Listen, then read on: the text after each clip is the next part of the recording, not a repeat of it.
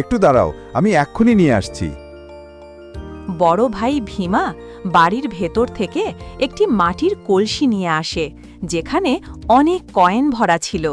তার মধ্যে কিছু প্রাচীন যুগের কয়েনও ছিল। দেখো ভাইয়েরা, এতে দুই ধরনের কয়েন আছে।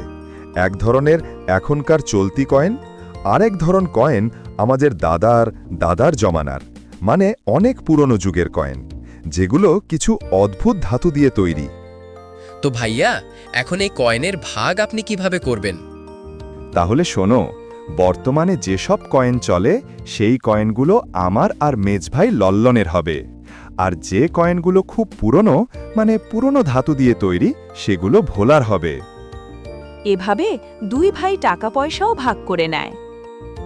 ভাইয়া, আপনারা দুজন তো সব টাকা পয়সা নিয়ে নিলেন। যদি আমার ভাগ্যে শুধু এই 4টা কয়েনই লেখা থাকে